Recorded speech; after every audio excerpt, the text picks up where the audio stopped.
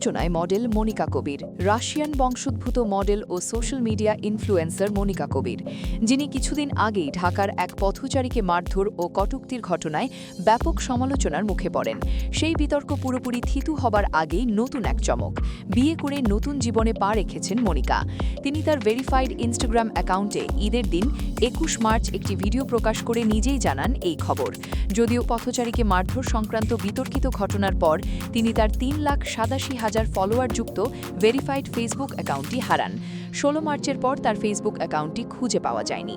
ইনস্টাগ্রামে ছোট্ট কিন্তু আবেগঘন সেই ভিডিওর ক্যাপশনে তিনি লিখেন, আমরা বিয়ে করেছি। ভিডিওতে দেখা যায় ঘরোয়া আয়োজনে মালা বদলের মধ্য দিয়ে বাংলাদেশি যুবক ওয়াহিদ জামানের সঙ্গে বিবাহ বন্ধনে আবদ্ধ হচ্ছেন তিনি। হাসি, খুনসুটি আর ভালোবাসার মুহূর্তে ভরপুর সেই দৃশ্য দ্রুতই ছড়িয়ে পড়ে নেট দুনিয়ায়। অন্যদিকে বিয়ের খবরে সামাজিক যোগাযোগ মাধ্যমে তৈরি হয়েছে মিশ্র প্রতিক্রিয়া। নেটিজেনদের অনেকেই নতুন জীবনের জন্য মনিকা কবিরকে শুভকামনা জানালেও কেউ কেউ তুলছেন প্রশ্ন, এই বিয়ে কি শুধু ভালোবাসার, নাকি এর পেছনে আছে অন্য কোনো উদ্দেশ্য?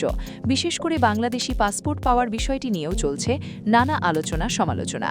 এর আগে পথচারী লাঞ্ছনার ঘটনায় মামলার পর ব্যাপক সমালোচনার মুখে পড়েছিলেন মনিকা কবির।